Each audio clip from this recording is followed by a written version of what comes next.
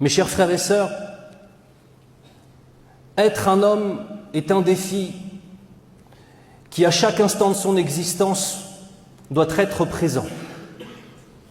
Être un homme lorsqu'on est jeune, être un homme lorsqu'on vient de se marier, être un homme quand on est un père de famille, être un homme quand on devient un grand-père, être un homme au sein de sa communauté.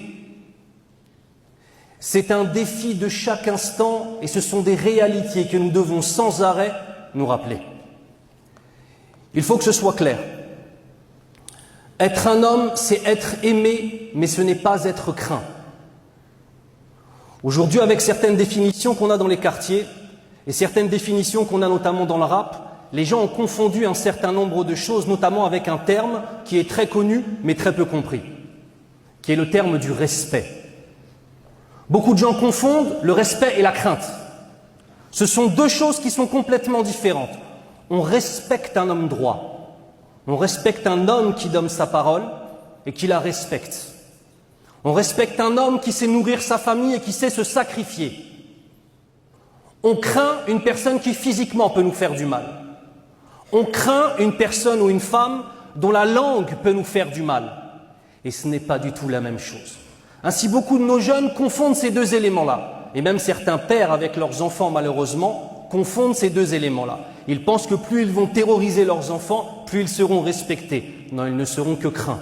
Ma'al asaf shadid. Ce ne sont pas les cris, ce ne sont pas les menaces, ce n'est pas la possession d'armes, ce n'est pas la possibilité de vendre ou de ne pas vendre, la possibilité de mettre un coup de pression à un tel ou un autre qui fait de toi un homme, wallahi. Le prophète sallallahu alayhi wa sallam nous dit Laysa shadidu bi sur'ah, innama shadidu alladhi yamliku nafsahu 'inda al-ghadab. Ce qui signifie, l'homme fort, ce n'est pas celui qui est capable de terrasser son adversaire.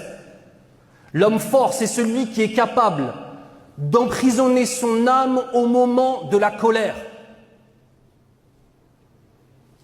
Regardez dans le monde ce qui nous arrive. Notre communauté composée d'hommes, alhamdoulilah, qui sont capables de s'énerver dès qu'on menace leur argent. Mais sont-ils capables de défendre leur dîne? Des hommes qui, si tu veux les escroquer de 200 €, wallah, ya écrit ton testament. Mais si par contre tout le monde attaque l'islam, wallah haula'i na'imun, ou na'imin, tu les vois, ces mêmes personnes qui pour quelques euros seraient prêts à tuer leur prochain, qu'Allah nous préserve. Mais quand on a l'islam qui est piétiné, quand on a les musulmans qui sont persécutés, quand on a nos sœurs qui se font agresser dans la rue, wallahi rien. Allah Azza wa Jal nous dit Min al-mu'minina rijal sadaqu ma'ahadullah alayh. Ce qui signifie, il y a parmi les croyants de véritables hommes qui ont concrétisé le pacte qu'ils ont passé avec Allah Azza wa Jal. Rijal, wa lan tajidu fi al-Qur'an al-Karim rajul, da'iman rijal ma'al jama'a. Et tu ne verras jamais dans le Coran le mythe du héros où un seul homme va sauver tout le monde. Et tu ne verras pas un homme, rajul, mais tu as toujours rijal, une communauté d'hommes qui par leur nombre, par leur foi, par leur droiture, peuvent changer les choses, incha'Allah.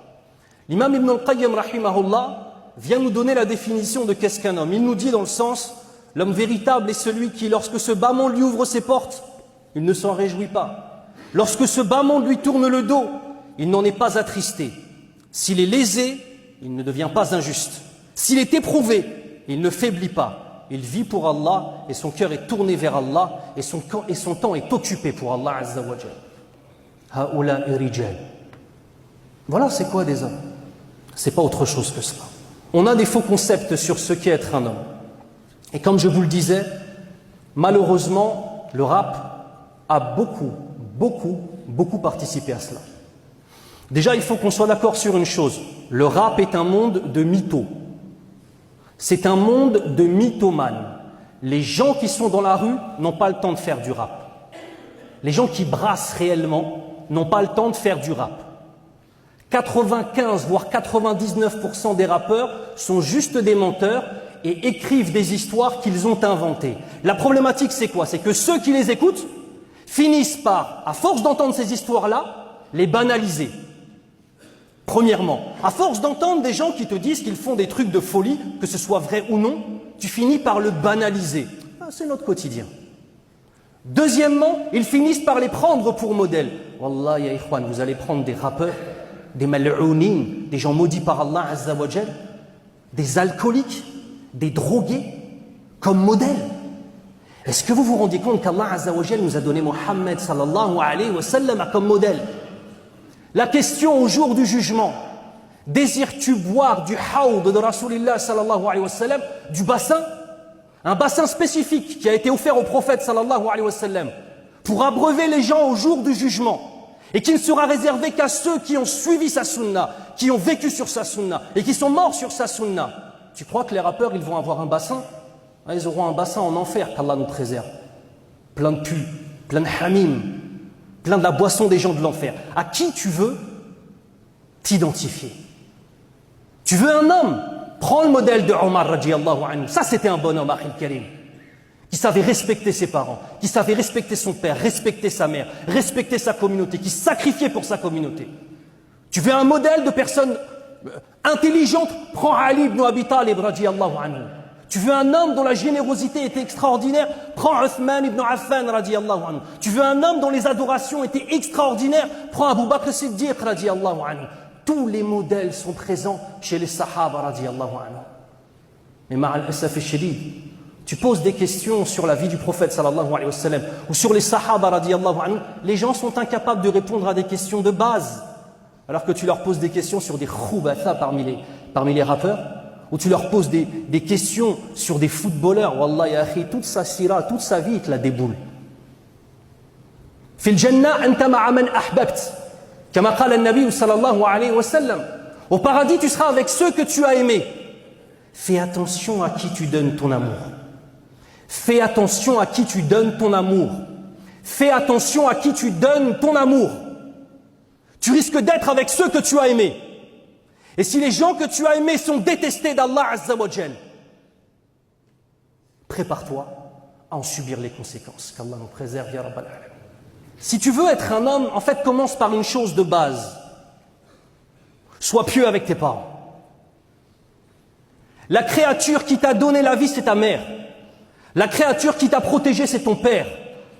La créature qui n'a pas dormi lorsque tu étais malade, c'est ta mère. Wallah, écoutez-moi bien. Tous ceux qui vont au habs, tous ceux qui vont en prison, sachez une chose, bande d'égoïstes. Vous ne rentrez pas seul en prison. Ta mère et son cœur rentrent avec toi.